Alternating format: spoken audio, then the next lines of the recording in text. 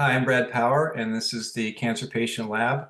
We're honored today to have with us today Simo Arredouani, who's a friend of mine who also happens to be working with Omniscope. We have a couple of other representatives of Omniscope here, Nina and Vijay. I met Vijay and Holder Hain, I think that's his name.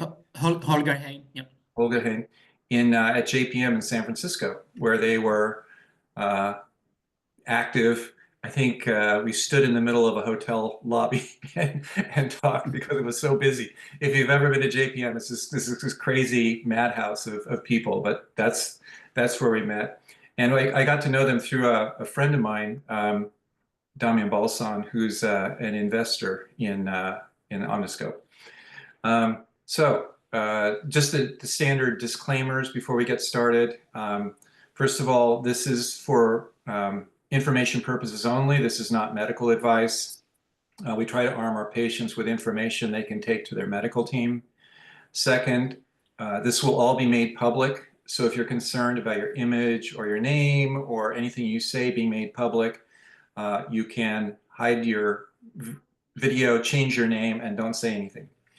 And then finally, we are a nonprofit 501c3, and we exist on the kindness of volunteers who help run the operation and on donations. If you're inspired to donate, you can do that easily on our website, cancerpatientlab.org, and there's a donate button. And with that, I'll turn it over to Simo. Yeah, thank you, Brad. So I will share my screen.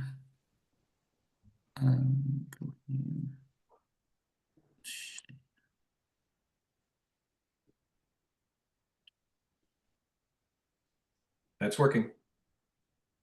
Yeah, I want to actually control the upper tab later. It's not allowing me. Okay, yeah, okay. All right, good afternoon, everyone. I'll introduce myself. Brad, thank you so much for the opportunity to invite me to talk to your audience. I'm gonna try to, adapt to the nature of the audience. Usually we talk to immunologists, so it's a different kind of language. I'm trying to simplify for, better understanding, and then we have a lot of Q&A at the end. So I'm a cancer immunologist. I'm a PhD in immunology. I trained in cancer immunology and immunotherapy at Harvard Medical School. I used to head a lab at Beth Israel Deaconess Cancer. People in the Boston area may recognize the hospital. And then left to the dark side in Cambridge, starting first at Agenus Bio, a pure immuno-oncology company doing vaccines, checkpoint inhibitors, and cell therapies. And then I settled for 5 years at Intellia Therapeutics, where I was doing a lot of cell therapies. I'm sure you heard about cell therapies because now they are very fashionable. CAR T cells, CAR NK cells, TCR T cells. It's during that job that I had a lot of exposures with TCRs. So I used some of the technologies out there that look into TCRs, identifying sequences, doing all TCR work, and developing therapies. We were fortunate enough to take a product all the way to phase 1 in AML. So that was a very satisfying achievement. I recently joined Omniscope, which I'm going to introduce today. Omniscope is a tech bio company based in Barcelona. So now I'm going to, I think, my slides. Yeah, every time I have to present something, my mouse doesn't like to follow. So in the audience, we have 2 of the co-founders. We have Vijay and Lynette. Hi, Lynette and Vijay. Vijay is the CEO, Lynette, the Chief Growth Officer. Holger is the scientist who is actually very known in the field of single-cell genomics. His lab is in Barcelona, right next to where Omniscope is located. Matt is our Chief Information Officer, taking care of all informatics and the very important artificial intelligence part of the company. As you know, the immune system is extremely important in fighting against cancer. People who did not believe in that before 2010, I'm sure now are convinced that you can actually harness the power of immunity against cancer. So we have a bunch of antibodies, cell therapies that work. We have some cytokines. We have a vaccine. We have a TCR bispecific. We have a couple bispecific. So there is no doubt that the immune system is important. The fight against cancer is driven mostly by T cells. And there is also a role for B cells. A lot of my slides will be about T cells today, but we treat T cells and B cells equally at Intelia. We have products for both cell types. T cells are endowed with a receptor called T cell receptor, as you can see on the diagram, which is a dimer receptor made of two proteins that align together to make a receptor that would go find the tumor, recognize it in a specific way, and trigger activation of the cell to attack the tumor. Our T cell repertoire is actually extremely broad and diverse. Our immunity is built to recognize everything that comes in, viruses, bacteria. They are also designed to recognize cancers because cancers are unusual tissues, but they also recognize our antigens, and that's why some of us have autoimmune disease. So how do you really profile all this diversity and make sense of it and take advantage of it when you are able to read it in the field of oncology or autoimmune disease or infectious disease? And that's where Omniscope comes in.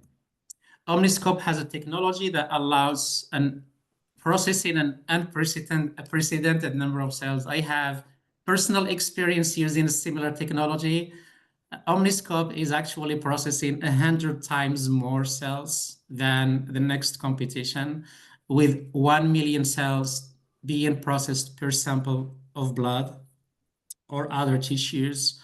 The cells are then sequenced.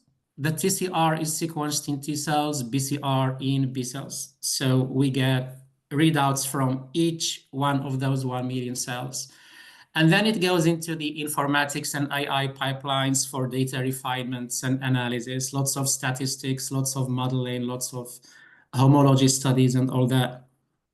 And that allows us to actually use these readouts in two big brackets. One of them is diagnostics. The other one is therapeutics. And I'm going to show some examples.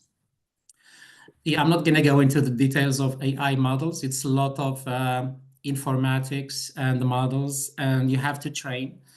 The beauty of Omniscope is that they generate a lot of data from each sample. So more data means better AI refinement, and it means more reliability of readouts. And that happens really fast. We can use it in a multitude of applications. Diagnostics, we can use it to co-develop immunotherapies, with collaborators. We can use it for target discovery. We can also license our TCR sequences, for example, for TCR T-cell therapies specifically. And we can do similarly on the antibody side for antibody development. I'll just show you, I didn't really want to tell you more than that on the technical aspects. But I think that for the audience, it would, the main question is, so what can we do with it as a cancer patient, community, right? So I will just show you a few examples where we have been able to establish proof of concept. We can actually use it to detect minimal residual disease in some of the heme cancers, the left side. I will show you later where to go and find all the publications I'm going to refer to here if you really want to go dive deeper and learn more. We can also decipher the autoimmune nature of disease. In this case, we looked at small fiber neuropathy, which is an autoimmune disease, but only 20% of the disease is autoimmune. It's actually really hard to diagnose. And using this technology, we can actually tell you, just looking at the blood, whether the case that is presented to the doctor is actually an autoimmune or not. And so with quite a high accuracy. Viral diagnostics, immune response against both infection. So you can actually just, from looking at the blood, you can tell whether the patient has an ongoing viral infection, even if the symptoms are not showing up yet, because of the high resolution of detection. We are looking at 1 million cells per sample. But you can also look at how the immune system is changing if the patient is, for example, taking antiviral treatment, because that would obviously also impact the repertoire of the immune system. We can also use it to classify cancers. Different cancers will impose different repertoire or T cell or B cell signature, and by looking at those signatures, you can actually rank patients like on an immunological scale. I like the liquid biopsy example in the middle. This is a study where my colleagues at Omniscope looked at brain metastasis. They had access to biopsy, they had access to cerebrospinal fluid, and they had access to blood. And it was amazing how much overlap there is between tumor and CSF and blood. And the overlap is so high that you could just rely on blood testing to actually make very reliable conclusions, because it's not always easy to get a biopsy from the brain. And it's not also practical to get a CSF from the patient, especially when you have to do it in a repetitive way, which you can do with blood very easily.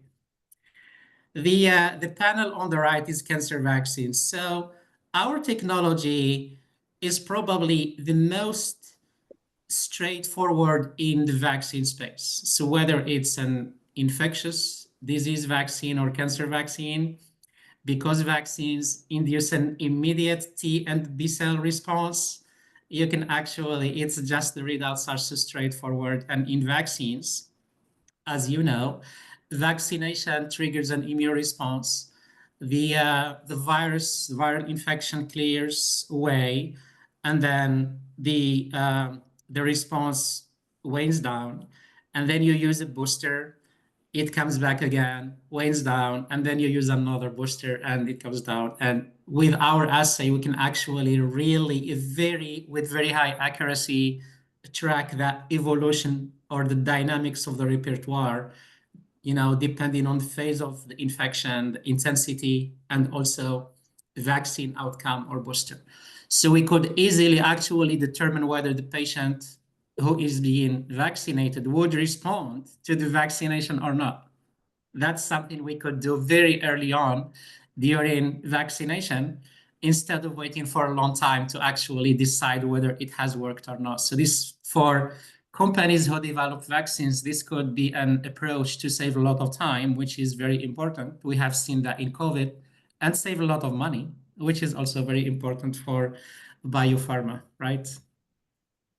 The panel on the left is a collaboration with Immunocore, which has an FDA-approved bispecific, which is using a TCR, actually. So this is the only bispecific which has a part antibody, part TCR. It's for advanced melanoma.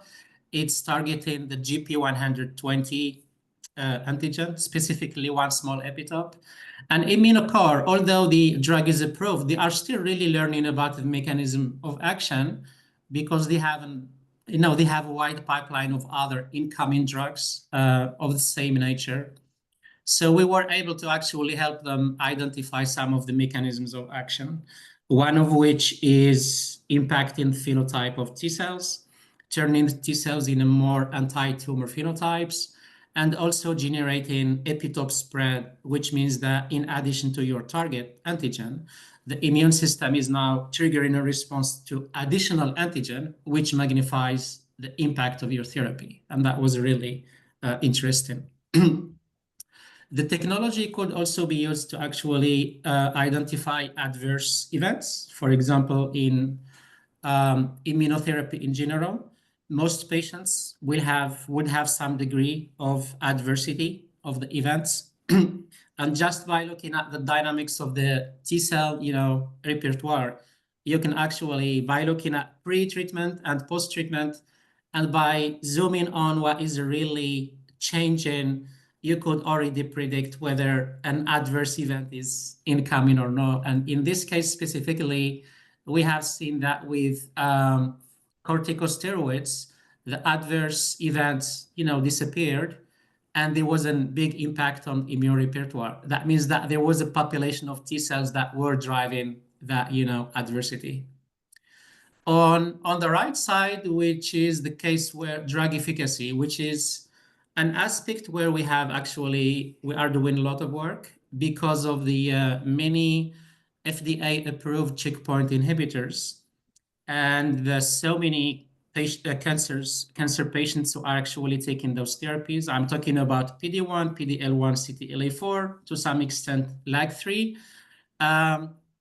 You are being treated without knowing whether you are going to respond. So while half of the patients usually are eligible, so they meet eligibility criteria, when you look at the statistics, only 20 to 25% of patients will actually respond.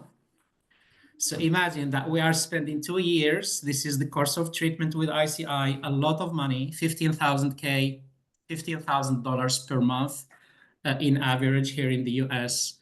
And we have to wait for 2 years to know who responded and who didn't. With our technology, we can actually do that in the first 2 to 3 months starting, after the treatment started, because there is a certain TCR or TCR clonotype signature that correlates with the response.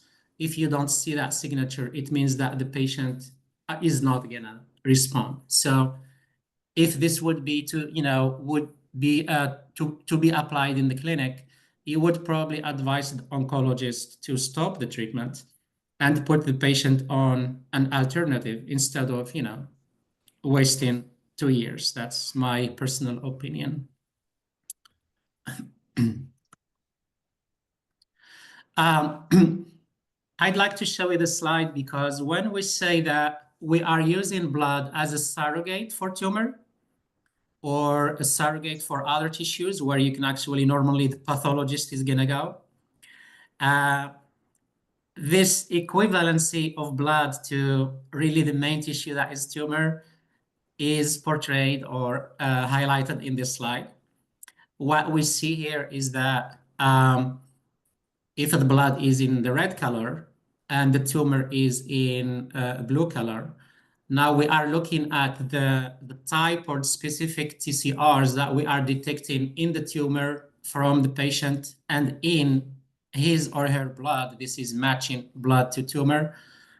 If we only zoom in on the TCR clonotypes that are represented at least in 4 copies, so 4 and more, we see 77% overlap. And this is a very astonishing number. This is a very high overlap, which would allow you to just take blood instead of even bothering asking the pathologist for a biopsy or the surgeon. So just from 1 tube of blood, you could actually get enough information that you would get from the tumor, of course. And this is as long as you are focused on TCR or BCR repertoire, because if your intention is to also profile the tumor environment, then you need to do a different assay, which we actually also provide. So I'll show you just one more slide, maybe a couple more. This slide is comparing our technology on the left. OS stands for Omniscope, T for T cells or TCRs. So this is how the resolution of detection. I will try to, I will ask you to look at the orange dots. The orange dots are the statistically significant TCR clonotypes that are triggered by the treatment. And so that's our detection. In the middle is a different technology detection. And on the right is another technology doing exactly the same, trying to detect the same thing. And our detection obviously is more sensitive and the detection is much higher. So I have another thing I'd like to show that I don't have on slides here is that if we take 1 million cells in the lab and then make dilutions, we dilute it to 100,000 cells, to 50,000 cells, to 10,000 cells, to less. The more we dilute, the more signal we use. So we are actually not detecting a lot when we dilute like 5 or 10 times. So the advantage of analyzing 1 million, which is unprecedented in our field, is really powerful. I will show you. So if you are really curious about us and you want to learn more, I invite you to go to our website, omniscope.ai. We are an artificial intelligence company. We are not .com. If you click on the immune portal here, you can create an account free of charge. That account will allow you to actually look at, browse a little bit the website. So when you log in, you will have the possibility to check a couple studies that we put there for the public, to just get a sense of what's going on. This is, for example, a cohort of patients that were vaccinated, got COVID-19, had a vaccine, had a booster.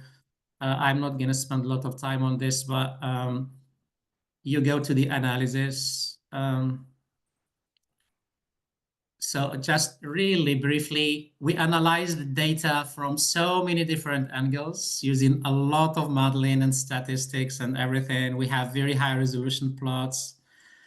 And, if you were in my field, you would appreciate every one of these plots because everyone is telling a story differently. So to have a view that is as comprehensive as possible. The dynamics here of the clones, you can actually play with it. The thickness of the line tells you about the size of the T cell clone. You get the sequences. Everything can be downloadable. You can reanalyze if you want. Just by touching these dots, which are actually populations of T cells, it already tells you, like, for example, this one is almost 9,000 cells, which have the same TCR. This is what a clonal type is. You can play with this. There's a lot more, but please take a few minutes to visit the website, create an account, and play with some of the data. You will also find a section. Let me see if I can. I have this bar that shows at the top that bothers me.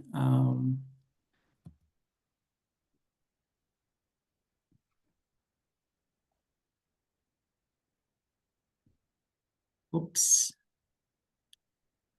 So once you are in the website, there is an entire section with videos. Videos are made really by my colleagues and some of our collaborators in a way that is really lay language that could be understood by any audience. So you don't really need to be an immunologist or an AI person. There is a publication section. We have peer-reviewed papers. You click here and you get a list and you scroll and open them. They are all publicly available. Scientific posters, high-resolution PDFs that you can also browse. We have application notes where we describe the applicability of our technology in different spaces, different diseases. It's not uncommon to get a blood clot. Yeah. I was lucky. Yeah.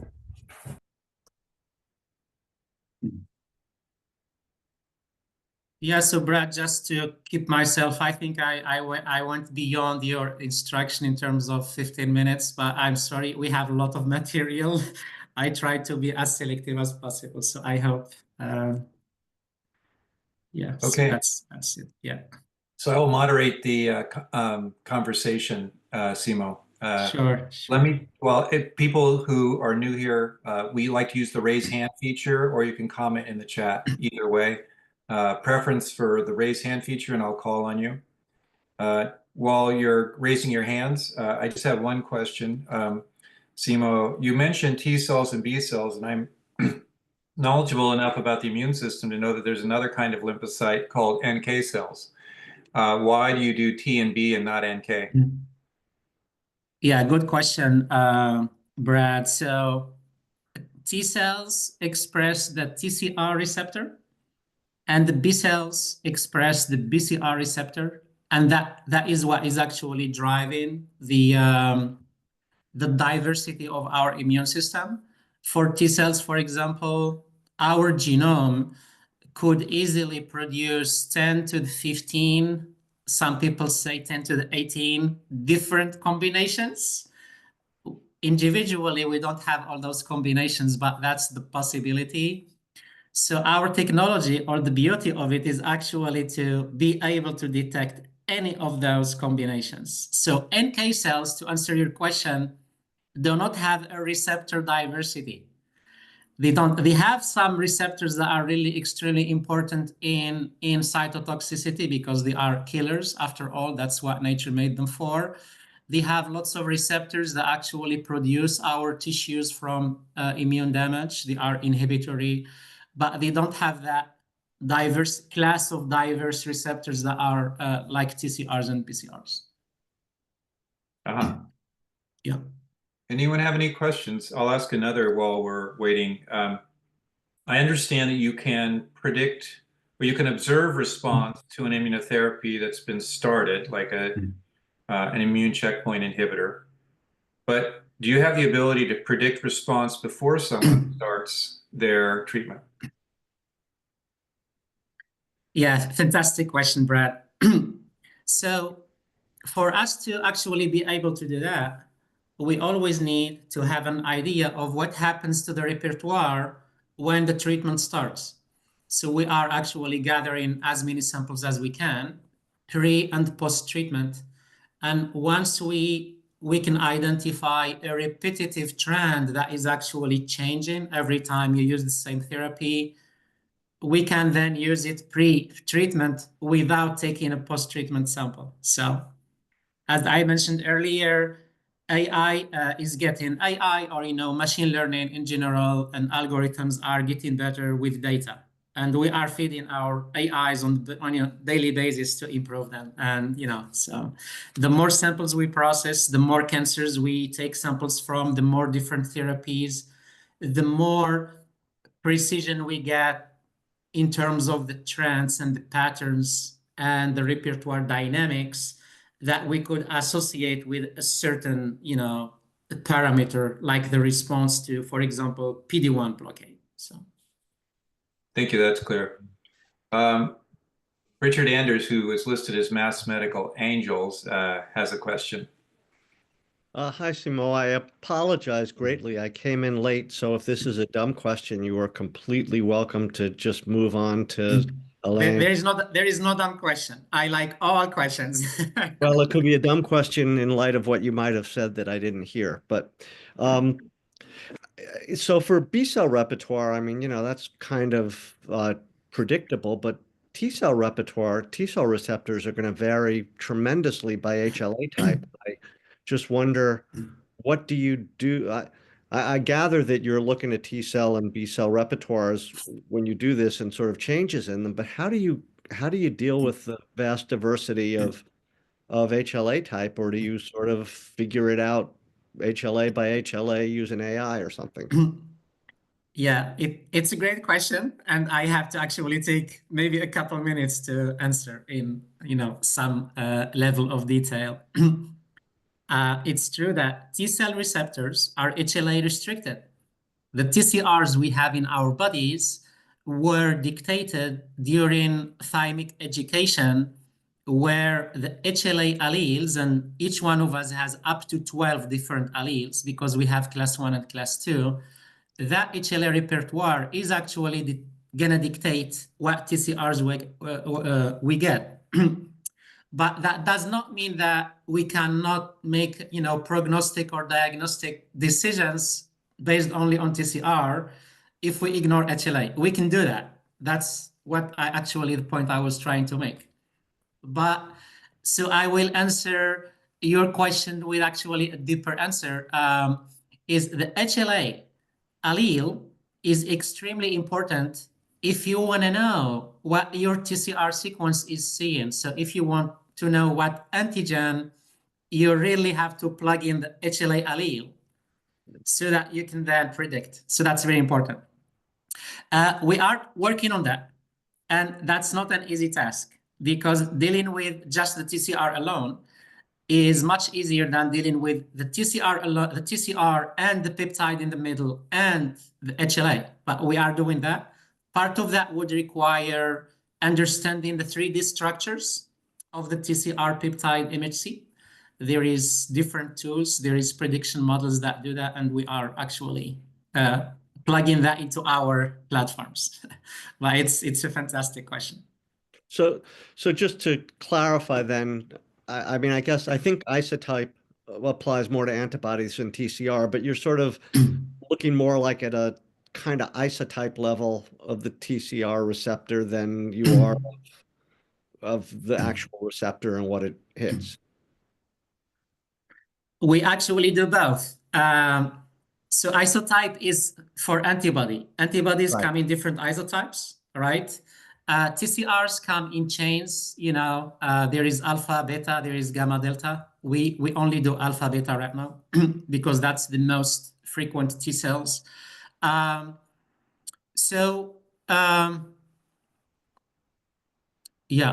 But you're looking at broad stroke characteristics of the T cell receptor that are far less variable than, the actual granular T cell receptor. Well, actually, we are looking at exactly the granularity because what we are sequencing is the CDR3 domain, which is the diversity. So every sequence we get is actually the very diversity of that TCR. We don't measure the whole TCR because most of the TCR is common sequences that we don't need to sequence. They are always the same.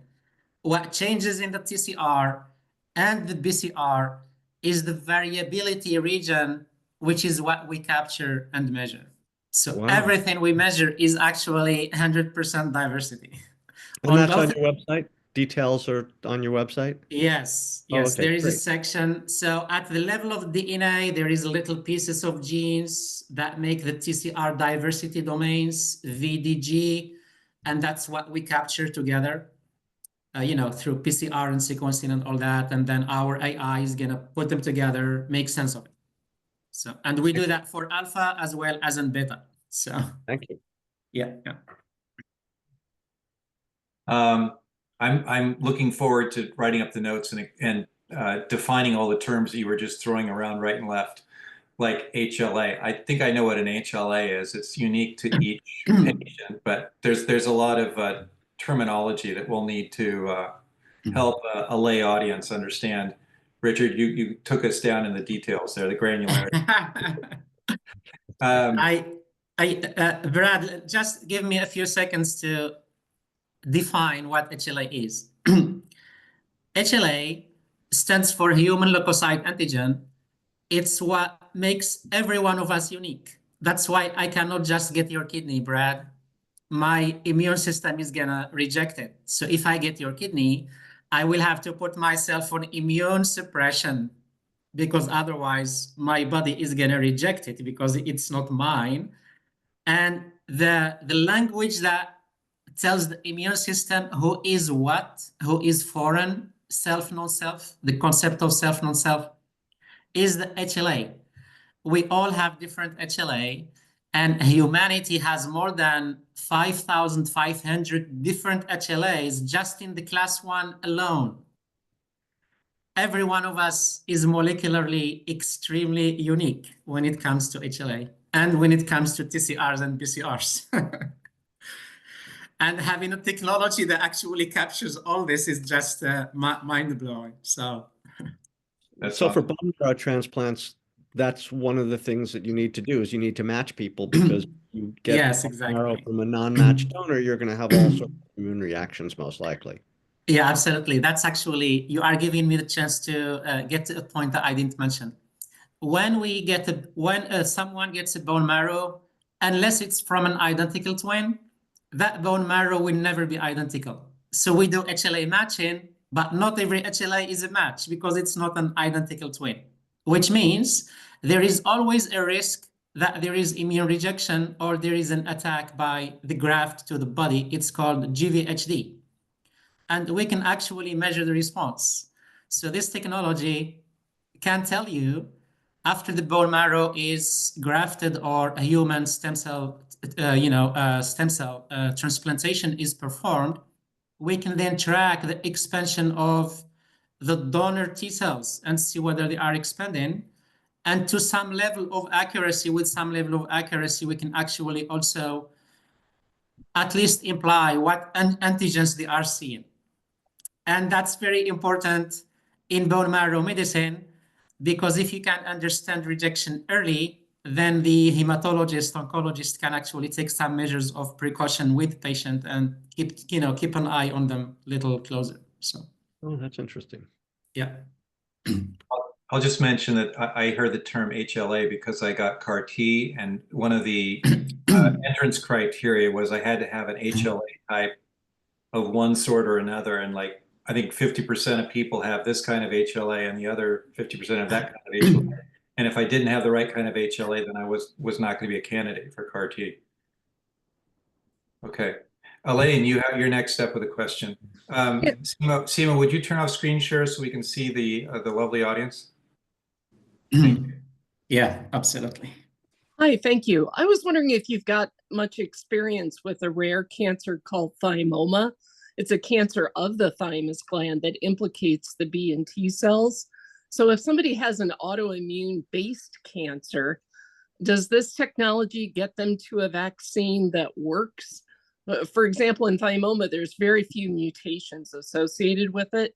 So cancer vaccines are not always a viable option for patients with that cancer. So I was wondering if you could speak about that. If there's already a dysfunction in the immune system that is the cancer, like in thymoma, how does this technology work for that? Yeah, so when there is an opportunity to develop a vaccine, we can actually be extremely helpful. When you say that the thymoma doesn't have lots of mutations, that does not mean that it's not immunogenic. You can still find thymoma-specific antigens for which you can make a vaccine. So that's actually doable. But what we can also do in addition to that is get T cells from thymoma person. And if we can associate those T cells to the tumor with some precision, it will always take some laboratory validation. We can then use our TCR sequences to develop a TCR T cell therapy for that patient. So the reason why we started doing TCR T cell therapies, for example, because not everyone responds well to vaccination. Most patients with cancer who tried vaccines didn't work. And we only have one vaccine on the market. That is Provenge for prostate cancer. And coming from a prostate cancer background, when Provenge was approved, I don't think it's really a good vaccine. Really, it's not a powerful vaccine. So because we cannot elicit a very good immunization response, we can actually make those cells in the lab, and then we can make billions of them. That's what the concept of cell therapy is. You are going to make billions or hundreds of millions in the CAR T cell space, and then you are going to go and hope to overwhelm the tumor. So yeah, we can help with vaccine development as well as with TCR T cell development, as well as with CAR T cell development, because we can also extract antibodies, especially that we sequence both the heavy and light chains. So we get the whole information that is needed to immediately go to the lab and start being developed. So, got it. Thank you. You're welcome, Ellen. Helen has a related question, I think, a little bit in the chat, and it's about Avastin. And so it's kind of MRD, or minimal residual disease monitoring for other treatments other than an immunotherapy. Obviously, you can track the immune system and how it's responding to an immunotherapy, but how can you track also something like Avastin? Her question is, really, if I summarize it, is there a way for you to measure whether the Avastin is working for her rare ovarian cancer? Whether it's working. So is the question about looking at residual like tumor cells? I think Helen? from the poising of the question, it's more about tracking efficacy in real time longitudinally. And I've done some research, and the drug mentioned is a monoclonal antibody, which we have experience with. So yes, super possible. I'll leave it for Dr. Arredouani to continue, but just wanted Now, to put the Nina, context. I'm not aware of the studies that you just mentioned. So if you just, briefly try to give us an answer. Yeah, so I'll do it as fast as possible. So yeah, so the Avastin therapy described as a monoclonal antibody, which we have experience with, and we've seen other classes and other types, maybe not the specific one, but the same modality of treatment. And what the question poses is true. Yes, so we could, in theory, make a clinical trial for efficacy of the drug using only blood samples. And once we have, as Simo mentioned earlier, as long as we build that database where we see enough positive responders and negative responders, we can then find that signature of response and use it for predicting in the future, before a patient is given that drug, if the patient will be a poor responder or a positive responder, therefore making sure that the drug is allocated to the correct patient with its maximum impact possible. I think that answers the question. And yes, it would be in real time. So it would be a longitudinal sampling after the trial for us to measure efficacy. Once we find a signature and we have that classified and the model is trained, it can then be applied in theory to another patient to track them, monitor them across their therapeutic. I don't know how to say that. Thank you. Whilst you. you're giving therapeutic. Yeah. Sorry. No, that's Sorry great. to barge in. Yeah, The thank you, Nina. Thank you. I think the answer to Helen is we don't do it today, but we could do it. Yeah, exactly. Okay. It require samples from that cancer, but So, yes, we Brad, could do just it. to add something, when we don't have enough data to tell you something with confidence, we don't pretend. So we wait until we have enough samples processed and analyzed, and we are confident with outcomes. Statistics are very important in our conclusions and statements. So yeah, Good. but, yeah, it's Sandra. possible, as Nina mentioned. Yeah. Sandra, you're up next. Thank you, Simo, for the presentation. I'm a big fan of the immune repertoire, and I think that actually one day immune repertoire could be used just to determine the state of disease or health in individuals. So it's super exciting what you just presented. So my question is about how do you calibrate for other factors that individuals may have that may switch that pattern of the immune repertoire? That's a very nice question. The repertoire, our repertoire is shaped by our exposure to everything. So for example, if we take your blood right after you had flu, your repertoire is gonna be so skewed to anti-flu repertoire, right?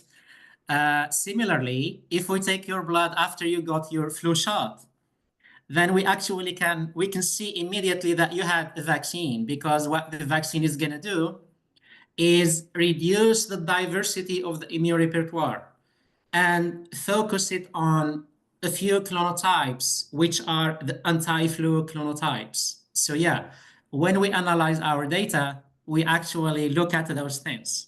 So if you take a sample from supposedly healthy person, there is a certain expectation in terms of repertoire diversity. There is an entropy parameter that we measure, and there is diversity, and there is a graph that I showed you briefly a few minutes. We can actually say whether there are perturbations in the sample or not. So we take those into account. Thank you. Thank you. Cindy Ness, you're up next. Fascinating presentation. I'm thinking about how to bring this down to the level of therapeutics for the patient. Clearly, this is not coming out of the, standard of care treatment space, the institutions. So, I guess what would this look like for someone who wanted to come to Omniscope? Like, when do you introduce this as a possible technique that a patient or let's say avenue of therapeutics that a patient should be considering before they start any treatment, after they start treatment? What can I tell my patients? There's this, possibility on the horizon. How would I describe it to them? Yeah, absolutely. So right now, in terms of applicability to the clinic as a prognostic or diagnostic tool, we are not there yet, but that's the path we would like to take because that's how we can help patients. That path has a regulatory component, has an insurance component, has, the oncology community has to also foster and adopt it and all that. So at some point, hopefully we'll get there. And then the patient is not actually going to need to do anything. It's the oncologist who is going to say, oh, I have this good treatment for you, but first let's send your blood somewhere and see whether you are a good candidate. It will just become one of the measurements of eligibility, the same way we measure mutations, we measure PD-L1 expression, we measure microsatellite stability, we measure a lot of other things that are now implemented.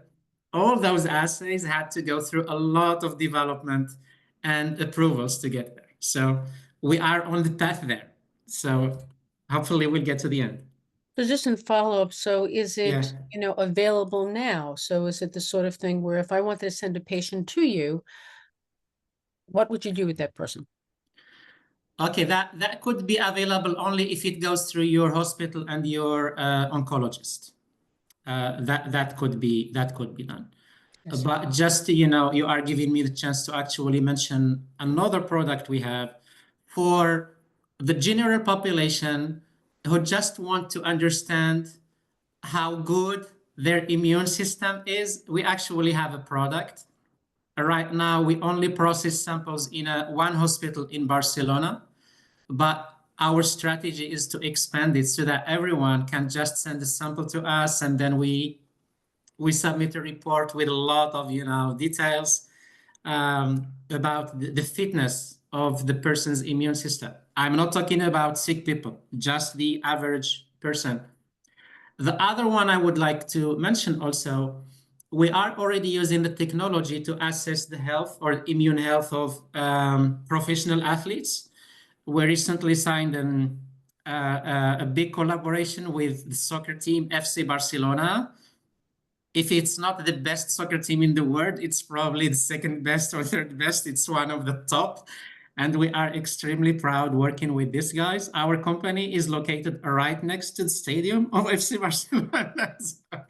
So the collaboration entails us tracking the immune health of their athletes, just using a sample of blood, nothing else. Very simple. Yeah, thank you, Nina. So this is how it looks if you want to do it.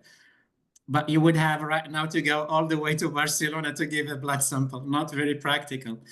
We'll do our best to bring it to the US. Okay.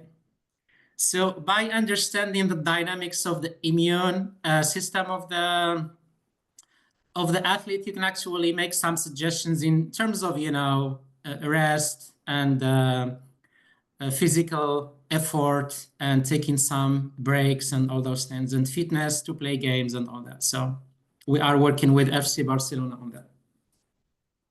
I think also to complement the answer, this perfectly poises the tech for any patient use. So if a patient is interested and they want to circumvent speaking to their hospital or their clinician or their doctor to send us the blood, etc., this is exactly the way that they would do it. We have it right now open, as Simo said, for athletes, but we do see this as our let's say customer-facing product, where a patient themselves can kind of take advantage of understanding their immune system. We've launched with these 5 features, but more are on the way. We just launched this 2 weeks ago, so that's why it's so new. And as he said, we launched it together with FC Barcelona, but the early access is open to anyone who would like to sign up. Here at the end of the page, there's a form. I will put this link in the chat and I will stop talking, but just to rectify that it's open for everyone who wants to explore their health and Of course, this is research use only, so I have to say that this is research use only. It hasn't gone through the correct approvals, but these are the first steps to get there. Also, the first steps to get to where we were discussing today, using it as a stratification tool, using it as a therapy stratification tool, or even using it as a prediction of what is the best course for the patient. Thank you. So Elaine, Sorry to interrupt again. No, it's not an interruption. Elaine is a global traveler, and she's looking for an excuse to go to Barcelona, I think. So what would it, she wants to know what it would cost. Already looking at flights. Yeah. Thank What you. what would the test cost, the one that's consumer accessible? Yeah, Nina. Right now, there's no set price list because it's still early access. So if you are interested, sign up on the form. I'll send you an email and we can take it from there, because there's different features and, of course, research use only, but around 2,000 to 5,000 for early access, 1 year, 1 year access, basically, where we would longitudinal sample. Of course, you would have to go to Barcelona, etc. We can talk more on email, but around there, 2,000 to 5,000. Okay, Rick Davis is up next. Now I understand why Barcelona's having such a good season this year, and I think I'm going to recommend it to Mikel Arteta. I'm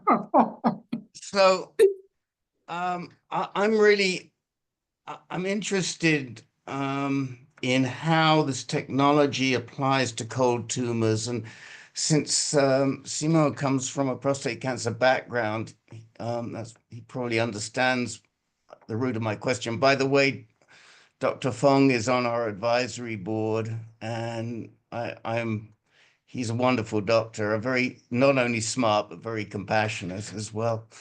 I guess what I'm wondering is whether this could be a shortcut and save time and money for researchers who are trying to figure out how to make a cold tumor hot, whether they can make shortcuts using your technology and cut off a line of research quickly if they find there's no response.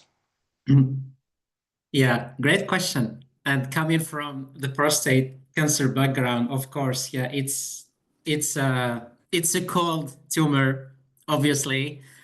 There is actually a huge amount of effort in the pharma industry to find modalities that would allow you to turn a cold tumor into hot. Theoretically, there's a lot of options like cytokines, but cytokines are toxic. You can do it with antibodies, you can do it with vaccination. The vaccine can turn your tumor from cold to hot, so that's doable. Our technology can do something in this space. We know that actually you don't need to have cancer to have tumor-specific T cells in your body. I had the pleasure to get in hundreds, if not thousands, of TCR sequences from healthy people who never saw cancer. Because of the diversity of our repertoire, we have TCRs to basically anything, including to tumor antigens, even when we don't have, cancer. So our technology can actually go see those T cells in the healthy. In the prostate cancer patient, there will certainly be more T cells. So the coldness of the tumor does not mean that you don't have T cells that see the tumor. It means that you don't have them in the tumor, but you have them elsewhere. And we can see that in the blood. But our technology is not going to turn the tumor into a hot tumor.